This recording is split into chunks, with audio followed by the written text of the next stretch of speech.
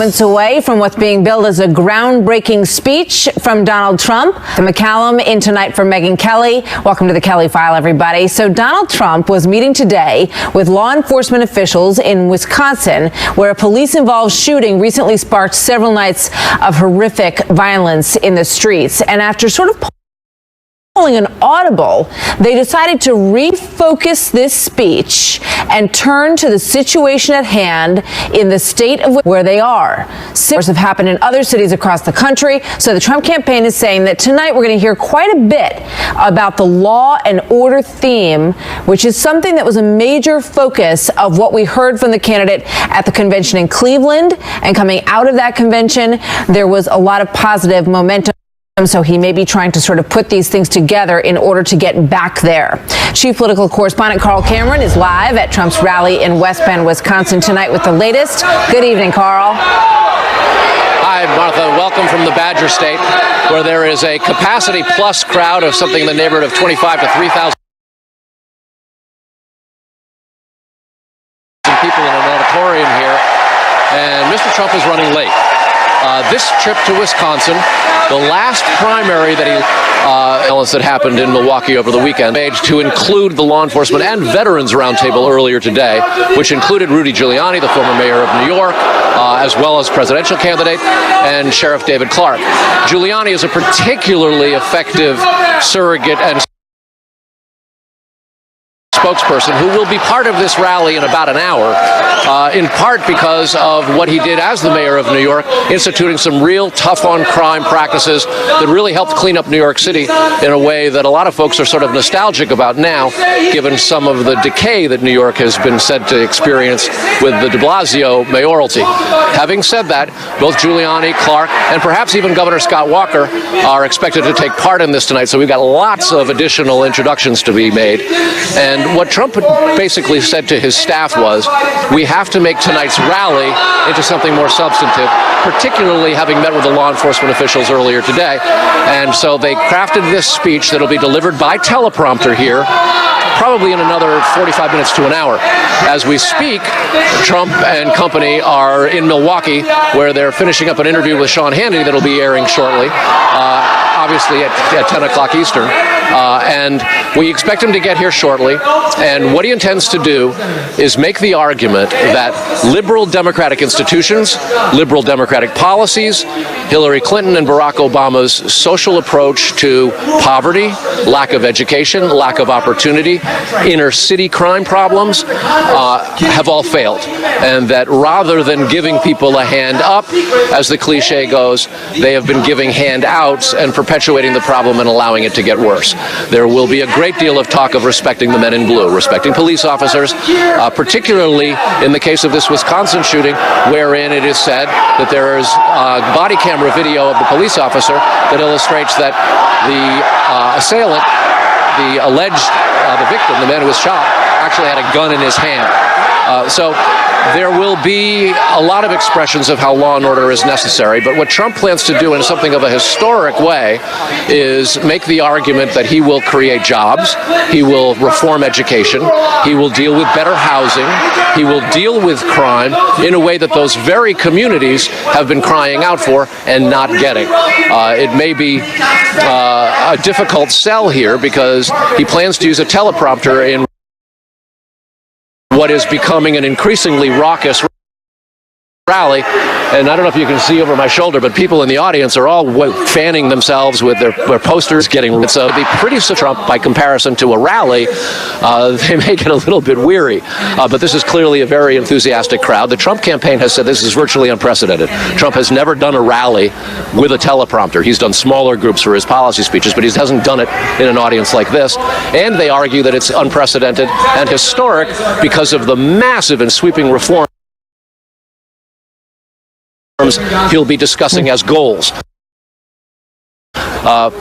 We haven't had any indication, Martha, that there's going to be very specifics in all of this, but that's generally the trend with Mr. Trump. He tells folks what his priorities will be. He says that he has negotiated and he has goals but he's willing to be diplomatic once he's the president in order to find national solutions. So a bold move, one that, given the circumstances of national crime, seems perfectly appropriate and well-timed. And in fact, aides said that there was a sense in the Trump campaign that they were in the right place at the right time for very, very unfortunate reasons, and now is the time to give this tough-on-crime, law and order speech. Martha?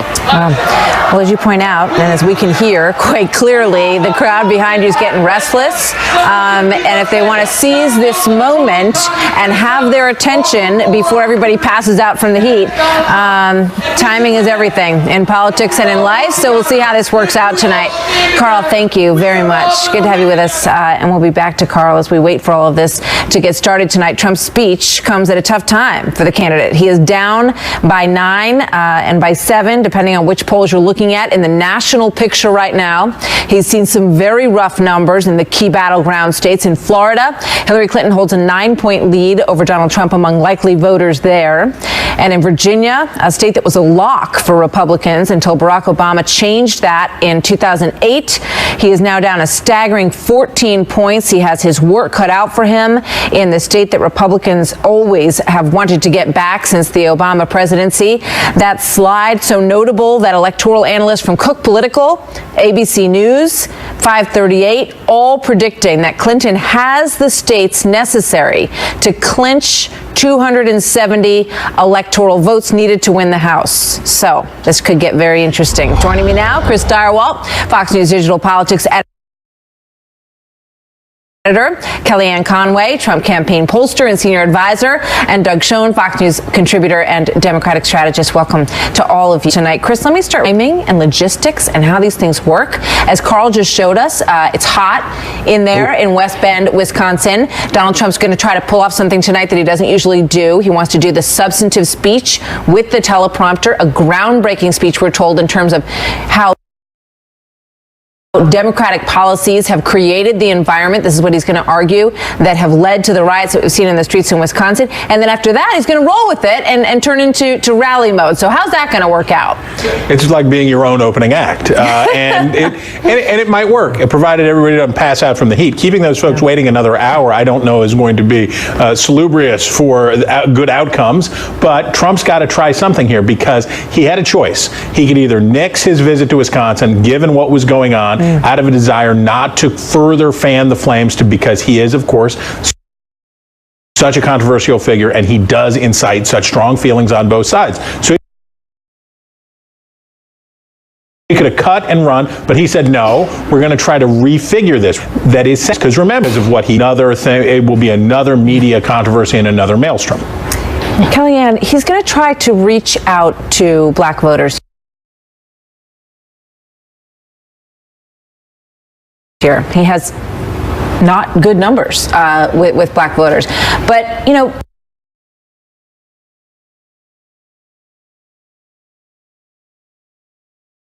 it's long been said that Republicans need to make the argument. They need to reach out to black voters and argue that liberal policies, since the Great Society really, that were designed. President Obama took office. That, of course, cuts across all races.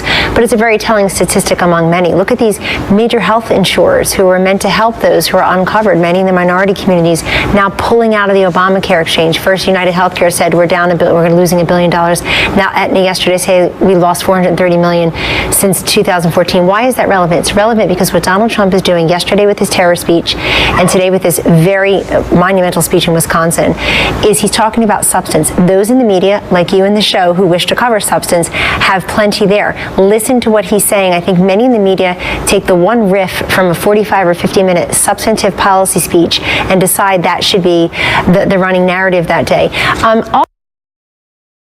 Also, the facts are on his side because look at our major cities where most of the minority communities live. We've got Democratic mayors in practically all, if not all now. And look at the poverty, look at the unemployment, look at the fatherlessness. The facts are there. Argument. When you look at the history, I want to go back to the poll numbers for a minute, and then we'll get back to the substance of tonight and what we're going to hear, Doug. But I want to remind everybody at home of the tenor of Donald Trump, a couple of months ago when he talked about what was going to happen at the end of this campaign. Here he is. If I don't go all the way and if I don't win, I will consider it to be a total and complete waste of time, energy, and money. Oh, we're going to win. We're going to win so big. Thank you very much, everybody. Thank you. Going to win so big, Doug. And the numbers are very rough for him right now. Right. Notwithstanding, everything that's been said now, the lay of the land is that the national numbers have been worse in terms of the Real Clear Politics averages, in terms of the 10 or 15 key swing states, as you suggested, Martha. They're getting worse still. Florida's getting worse. Virginia's almost gone. Colorado is almost gone. Ohio remains competitive. But Pennsylvania, a state Donald Trump said he's got to win, he's down 8 or 9 points now. So he's got to jumpstart the campaign. He has said, Martha, that he's going to begin slowly some TV ads. He's only been outspent, and I want people to focus on this, $100 million to nothing in the general election. So this is where I think he's still in primary mode, Doug, because he would point to places like New Hampshire and tell you that Jeb Bush spent $30 million on ads, and look what it got him. He's saying, I'm different. I don't need this. But now, for the very first time, it's worked. There's work in the Clinton White House. These are serious people, regardless of what you may think about them. They know how to play and practice politics. And so far, all the advantage are to the Clintons and their campaign machine, the war chest they're raising, and the get out the vote effort that they will have that so far Donald Trump has eschewed. And yet quality candidates really matter. And fundamentals are still very poor. In the same poll say they're unfavorable toward her. 66% of white voters are unfavorable. And 68% said the addition of Senator and former Governor Tim Kaine to her ticket, quote, doesn't affect them at all. I think our fundamentals are still poor. And, I can also, by the way, there's breaking news. We're starting our ad buys this week. Yes. In 4 or 5 states. But that aside, I'm wondering what the $100 million has gotten her so far. A big lead, Kelly. In some of the states, but we also Star Walk, because we don't want to forget in Washington. Are you still with me there, Chris? That's right. Yes. When you talk about the time period that's left, because Kellyanne just made a great point, and that is that they're about to roll out ads. But some would say, where the heck have the ads been? Because I've been watching the Olympics, and there are these, sort of beautifully produced Hillary Clinton ads everywhere, Precisely. And there's nothing from Donald Trump. Well, I only ever watch the Fox News channel, so I wouldn't know anything about that. There's some swimming going on. Let me fill you in. But apparently people put on strange outfits and dive into pools of green water. Yes, they do. And yes, Win she big has gold been things. all up in the Olympics, all over the Olympics, saturation bombing. Why wasn't Trump in it? Because he didn't have any money. Because he didn't raise any money in May. Because he is broke, and that's the truth. And he put tens of millions of dollars of his own money. The billionaire is broke. His campaign is broke. He found a way that he could tap into the grassroots. He raised $80 million in the month of July. They're starting to put the money out. If the election were held today, Hillary Clinton would win close to 400 electoral votes. It would be a catastrophe of massive proportions, but Donald Trump has 12 weeks left to go. And there's a lot of football still to be played. Kellyanne is shaking her head. She's saying, no, that's you what are wrong, Chris It's August, not October. Tell me why. It's August, not October. And I still face for things he says versus of her is so mountainous. And by the way, Martha, scarcity has benefited her. Where have you really seen her or seen her campaign covered in the 2 weeks since her convention? That her campaign knows that the more we see her and hear from her directly, the worse it goes for her. Yeah, but I think the Clinton campaign is saying, we don't have to do anything. Well, why not? Things are going swimmingly. Kellyanne may want to talk over me. But the fact is the poll numbers are getting worse. The Clinton strategy is working. Trump doesn't have an organization. He doesn't have money for media, as Chris correctly. I'd rather electoral vote. Right. Here's what you do. You want to do something dramatically different. You want to start talking substance, if you're Donald Trump, in a way that makes people sit up and take notice. You want to do an economic speech. You want to follow up with a foreign policy speech that gets even the Wall Street Journal sort of saying some positive things about what you have planned. They had a sort of mixed editorial, but I would say overall it was fairly positive today. To the heart of Wisconsin, which is in a hot summer riot situation. And you got to walk in there and you have to do something very bold, which is to look at minority voters, Chris Starwalt, and say, you've been on the wrong team and they are not helping you. Can Donald Trump pull that off? Well, it's bold. Sure enough, it's bold. I don't know whether it'll be good, but it's definitely bold. The danger for campaigns when they are behind is that they swing too hard at bad pitches. That is the danger. Now, this may be a smashing success. Donald Trump could grand slam this thing. This could be, in fact, the night that turns the campaign around, because people look at this and say, he is substantive, he is sensitive, he is thoughtful, he cares about issues, he is trying to bring healing and peace, not further division. Or, if it screws up, if he doesn't hit the right notes or he goes off script or it's a bad situation, it could further plunge the campaign into chaos. So he's putting a lot on the line tonight. These stakes are very high. All right. Martha, with 120 Republicans having issued a public statement that the RNC should defund him, and the Wall Street Journal, which you alluded to, having said the Republicans should consider dropping him, I'd much rather be Hillary Clinton and Bill Clinton. And with 11% of Americans, according to the NBC poll, saying that they think she's honest. I mean, that's a remarkable number. Not much more think he's honest. That means a plurality of a plurality or majority of Democrats don't think she's honest, and 80% in the Bloomberg poll said that the email situation bothers them. 58% very much. And she's still winning a landslide victory. Right now, come back in 3 weeks. I will. Stay tuned. Come back There's in a 3 lot more weeks. coming up. Chris, thank you very much. Thank you guys. betcha. Thanks, Kellyanne. And thank you to Doug. We'll see everybody later. But we are now just moments away from what is expected to be this interesting speech in a different kind of format, to do a structured speech and follow it up with some of the kind of riffing that he loves to do at these rallies that get the crowd whipped up. We know it's hot in there on this Wisconsin night, and all of this leads some to wonder if perhaps the long-awaited pivot is underway, regardless of the fact that he says it is absolutely not. Trump campaign national spokeswoman Katrina Pearson and Richard Fowler coming up next on that. Stay with us. We'll be right back on the Kelly File.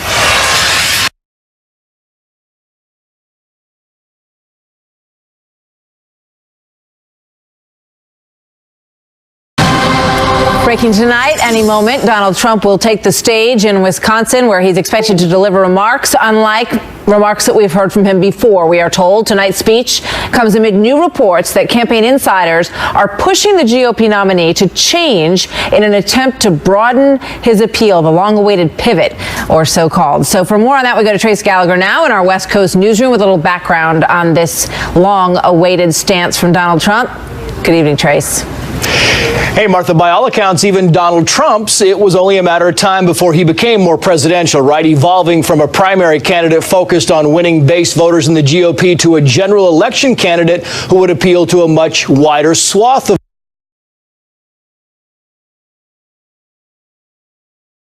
voters. In April, when the New York Post endorsed Donald Trump, the paper said if Trump wins the nomination, he is expected. The same aide Paul Mann now you've been expecting, ready for, because he had first to complete the first phase. The negatives will come down. The image is going to change. And the chair of the RNC bought it, saying that we would see a change of tone. Even the candidate himself said there would be a dramatic difference. Watch.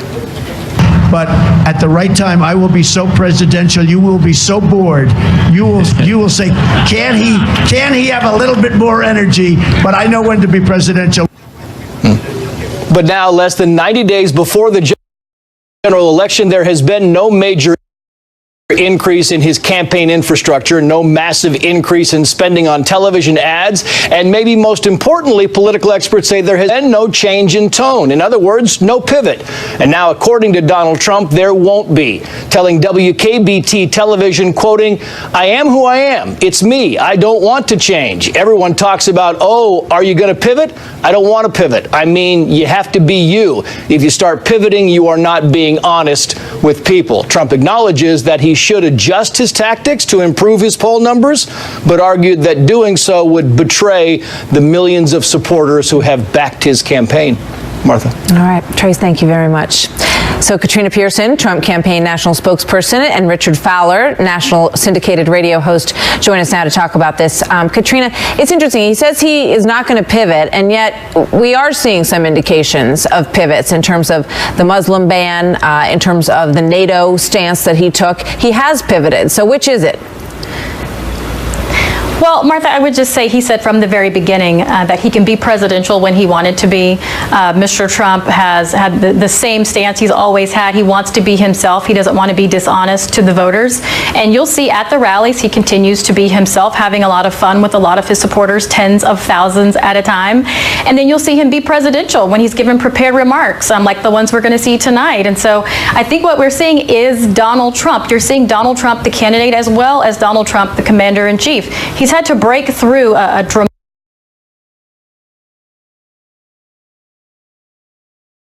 dramatic primary process, and now he's had to fight, specifically with the media, which is usually what happens post-convention. The Democrats in the past, the difference is my point. We have a Republican candidate now who's going to fight back, and he's withered those storms for the last couple of months, and now you're going to see Donald Trump counterpunch being presidential. All right. I mean, Reagan and both Bushes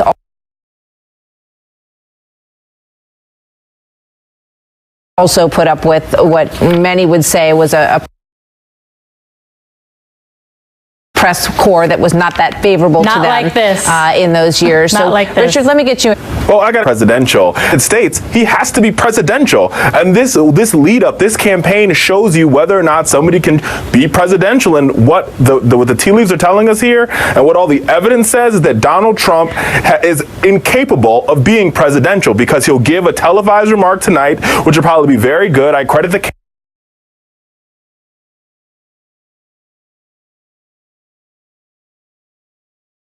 campaign with the statement they released about bigotry earlier today, but then tomorrow he'll say something that's bigoted, and you go right back to square one again. What this campaign, the Wall Street Journal released an editorial talking about needs to find a message that works for the American people. I mean, that same Maybe editorial he should was listen pretty to the right favorable about the foreign policy speech that he gave the other day. And you mentioned this pledge, which I can read to the folks that he released on Facebook. He said, "This is my pledge to the American people. As your president, I will be your greatest champion. I will fight to ensure that every American is treated equally, protected equally, and honored equally. We will reject bigotry and hatred and oppression in all its forms and seek a new future built on our common culture and values as one American people." Is that something that we're going to hear more? Well, go ahead, Richard. That's a great statement, Martha. That's a great statement. I agree with it wholeheartedly. But sadly, what you see is what you've seen from this candidate and his actions are the opposite of the statement, right? When you go out and you say, "I don't like this Mexican," even though the judge was born, the opposite of instilling bigotry and ending oppression. That is adding on to oppression. What we see happening today when he chose not to meet with the African American community in Milwaukee is another example of adding on to oppression. You can't talk about policing in communities without talking about poverty and how you fix it and creating jobs and creating opportunity. How you fix poverty is the main focus of tonight's speech. So that's the part that we're told that's going to be bold and different and interesting, Katrina. But address Richard's issue here with the statement and what he says are contradictory behaviors. Well, first of all, Obama dropped it like it was hot. I'm not quite sure how presidential that was. But Mr. Trump has met with several African-American groups and black pastors and had these discussions, and many of them have been on this program before. And many of them have been on this program before. And when Mr. Trump talks about someone like the judge who he felt like was biased, it wasn't specifically because he didn't like a certain group of people. He was talking about the bias that does exist in the criminal justice system, which we could also talk about. Specifically, Donald Trump wants to be the candidate, wants to be the leader that for once represents everyone equally, put people in their little corners and label them and represent them. I just want to bring Sheriff David Clark, who is one of the people that he met with today in Milwaukee, and who has been on this program and who spoke on behalf of Donald Trump at the convention, speaks very powerfully to the basis of what we're expecting to hear tonight, Richard, which is that liberalism and liberal governments in places like Milwaukee have and that he believes that waking people up is what needs to happen.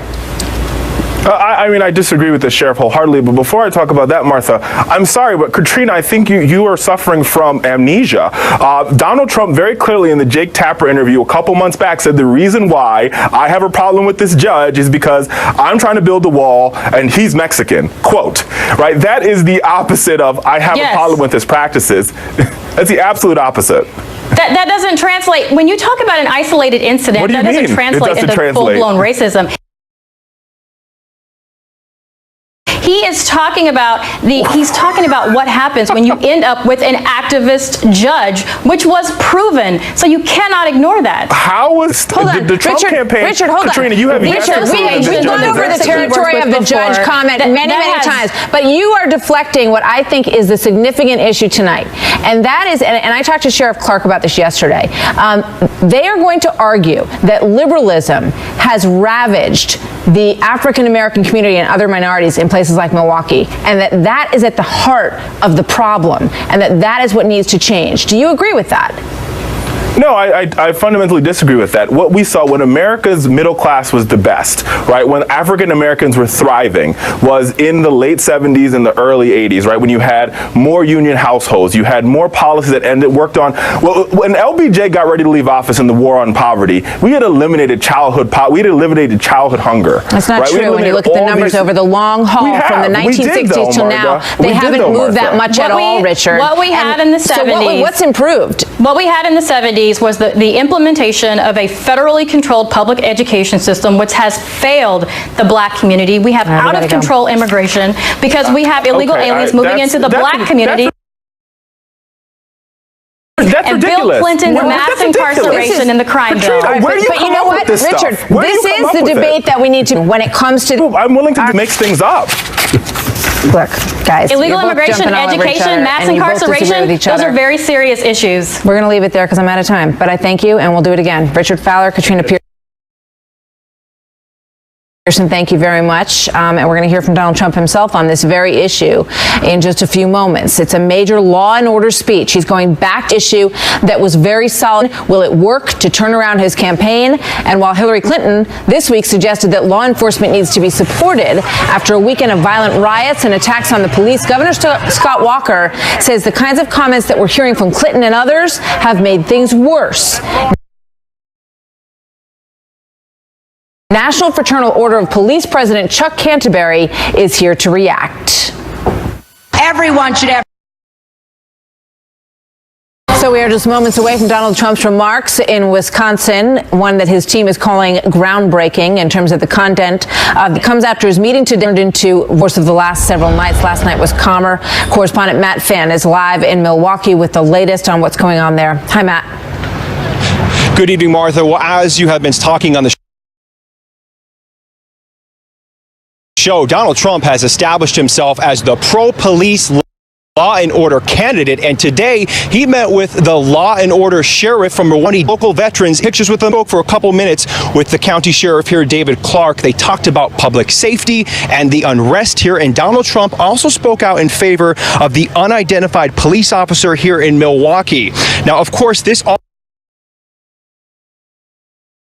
comes after a very violent weekend in Milwaukee that left 12 officers injured, some hit with chunks of concrete and bricks. Now, in a short while, Donald Trump is hosting a rally in which he's expected to talk at length about the riots here in Milwaukee and will also detail his plans to counter ISIS and foreign terrorism. There was also some Milwaukee would spark riots or some protests, but so far that has not happened, and everything has pretty much been status quo as far as a Donald Trump visit and rally. Martha, back to you. All right, Matt, thank you very Very much. And as we've said, that's coming up in just a few minutes this evening, and it is expected to talk very directly about what has been the underlying causes of the in Milwaukee and police as well in different. So Donald Trump's opponents' reaction to the situation in Milwaukee has generated a lot of controversy, and Wisconsin's own governor, Scott Walker, is suggesting that the language that he's hearing from Hillary Clinton and others on this important issue in the nation, he says, does more harm than good. Watch. Look at what's happening in Milwaukee right now. We've got urgent work to do to rebuild trust between police and communities and get back to the fundamental principle everyone should have respect for the law and be respected by the law. I think people understand that in that neighborhood in Sherman Park and in Milwaukee, they want law enforcement to step up and protect them. I think statements like that we've had from the president on this issue only inflame the situation. Chuck Canterbury is the president of the National Fraternal Order of Police. Chuck, welcome. Good to have you with us tonight. Thanks, Martha. So what's your reaction to what you hear Hillary Clinton speaking out about this and Governor Walker as well? Well, I think that in the last year and a half, or actually since Ferguson, there's been a lot of rhetoric that has been spewed in social media and all over, and these campaigns are no different. But I think tonight Mr. Trump's going to talk about the issues that we've been talking about for a long time, and it's poverty and the fact that America's police are being asked to do things that we're not trained to do, not capable of doing, and shouldn't be doing, such as mental health counseling, and we need to get back to the community-oriented policing that worked in the 90s. We need to stop zero-tolerance policies. We need to stop aggressive police tactics. We just need to police our neighborhoods like we used to. It's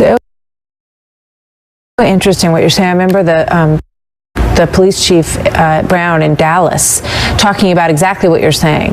We could be in this community, and we heard very similar things in Milwaukee. I think there's a need in this country to get into these neighborhoods and to speak this language, perhaps. And it's difficult to do, and it requires bringing people together in a way that we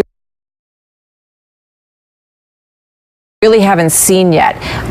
Do you believe Donald Trump is up to this task tonight, and what do you think the reaction is going to be in Milwaukee?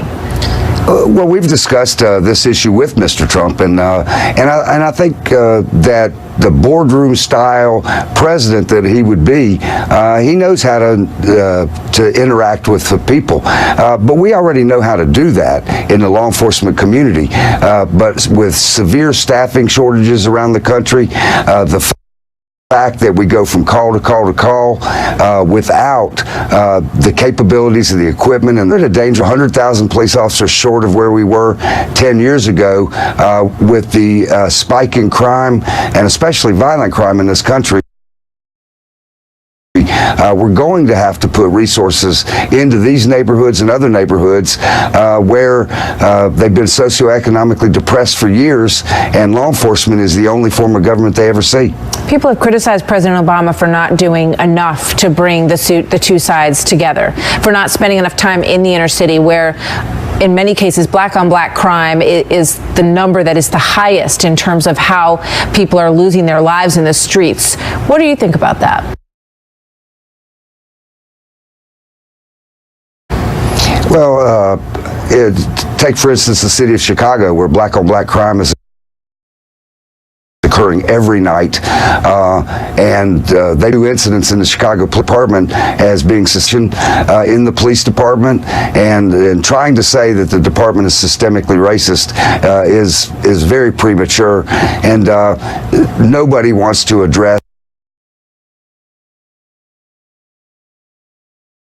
and especially the mayor of Chicago doesn't want to address the problem that they're having on the south side of Chicago with black-on-black crime. Yeah. We got to be realistic about this if you really want to unblock. Chuck, Back to Wisconsin. We'll take you there as soon as the speech gets underway. It is a state that has been rocked by violent riots over the police shooting. Mr. Trump expected to address law and order. To get back to that theme tonight, he has gone sort of around the horn on the economy, on foreign policy in recent days, trying to lay down some substance in this campaign that is having some tough time in the polls. And tonight he'll turn that attention to the inner city in America and try to offer solutions that are said to be bold and groundbreaking. So will they measure up to those words? We will see. That's straight ahead. Good evening, everybody. We're waiting for Donald Trump's big speech, which you can see on the right-hand side of your screen. The podium is in place, the flags are there, and Donald Trump should be there. He's going to address issues. He's going to try between what's happening with policing and how they are unable to serve the poor in their community because of the burdens that rest on them, given the situation, the stresses in the inner cities of this country, a theme that Mr. Trump successfully highlighted during the RNC. Worked well for him then. He's going to try to get back there tonight. Our political panel joins us once again as we wait for this, which we are told is going to be groundbreaking and quite different than what we usually see from Donald Trump. Chris Stirewalt, Fox News digital politics editor, Kellyanne Conway, Trump campaign pollster, and Doug Schoen is a Fox and Democrat. I'll start by putting some numbers up because I asked myself this afternoon, so it's August 16th. So when you look back at prior elections, where were things on August 16th as they headed towards the November election? So take a look at where we are now. She is ahead by 6.7, according to this Real Clear Politics average. And then you go back further to 2012, President Obama versus Mitt Romney. He was ahead by 3.5 at this point. Obama versus McCain back in 2008, he was ahead 3.2. So in each one of those cases, Doug, August was a pretty good indicator. Right, and in the McCain case, he was able to pull even, but there was then a fiscal crisis which rendered his candidacy unsuccessful. The Romney case, I think, is probably more representative. Romney was behind. He was outspent on media. He was attacked fundamentally as being an out-of-touch, uncaring billionaire by President Obama, and despite his good performance in the first debate, he was never really in the race. The problem that I have with Kellyanne's argument is that Trump is so far behind. Yes, he can make it closer, but given the numbers you presented, the swing states and the data that I've seen, it's going to be hard for him to close it all the way, notwithstanding the partisanship in this country. I think a lot of this goes back to the unfit argument that Hillary Clinton has tried to make. She tried to make it at the convention. She said, he's not fit to be president. Joe Biden said he doesn't have a clue. He's not fit to be president. And Donald Trump went a long way in convincing people that perhaps he was at his convention. And then that unraveled in part due to his own problems of his own making, when with the Khan issue, with the Second Amendment issue. So it's like she hasn't done such a great job. It's that he has allowed his traction to unravel. Now he's trying to put that back together. Right. Can he do it? Yeah, of course he can. It's August, not November. But let me just say something else about those August 16 numbers you showed. Yeah. There are two big differences. Hillary Clinton is not Barack Obama, and she certainly isn't Bill Clinton. She lacks their political skill set. But she has Bill Clinton. She lacks their charisma. Wow, what a big move that is for feminism. Vote for me because I'm married to Bill Clinton. But she doesn't have their charisma, their political skill set. She's the second most popular person in a two-person household. And the other difference is Donald Trump is a more unconventional, dynamic campaigner and candidate than were Mitt Romney or John McCain. And it matters. Mitt Romney did great, Doug. He won one debate, but have to win the argument. Right. Speeches like so the he's argument. Going to change election. That's the major question. Chris Stirewalt, weigh in before we go to the break. It's got 12 weeks. It's happened before in 1980. Ronald Reagan closed. Right. George H.W. Bush came back. Mm-hmm. It's not unheard of for races to change late, but it is later than you think because early voting starts next month. This thing is about to happen, so you better get cooking. All right. Thanks, you guys. Guys, thanks a lot. So new details tonight on a statement removed from the Clinton campaign website. Trace Gallagher investigates that next. Removed phrase from the website page that deals with campus sexual assault. Hillary Clinton said that women who accuse someone of sexual assault, quote, deserve to be believed. And then one accuser claims that her actions prove otherwise. From that, we go to Trace Gallagher in our West Coast newsroom. So what's going on here, Trace? Well, Martha, if you looked at the site back in January, you would have read the quote here, and I'm quoting, "I want to send a message to every survivor of sexual assault. You have the right to be heard, you have the right to be believed, and we're with you." But by early February, the lines that read, "You have the right to be believed, and we're with you," had disappeared, though there is still a video on the page where Hillary says it. Some believe the deleted phrase might be due to the reemergence of Juanita Broaddrick, the now 73-year-old woman who accused Bill Clinton of raping her back in 1978 when she volunteered on his campaign. The former president denies the allegation, but in January, Broaddrick started tweeting about seeing the Clintons back on television, saying, quoting here, "I was 35 years old when Bill Clinton, Arkansas Attorney General, raped me, and Hillary tried to silence me. I am now 73. It never goes away." Broaddrick also came out in support of Donald Trump, and during a campaign stop in May, Hillary Clinton was asked if all rape victims should be believed. What about Juanita Broaddrick? Here's the reply. Listen. Well, I would say that everybody first until they are disbelieved. So far, we have not yet heard back about the deleted line. Martha. All right. Trace, thank you very much. So moments away, we will take you back to Wisconsin, where Donald Trump is doing a late-night rally. And there's Rudy Giuliani warming up the crowd. We expect that Donald Trump is going to be out there moments away. 1808. Interesting moment in the 2016 race. We'll take you live to West Bend, Wisconsin, right after this.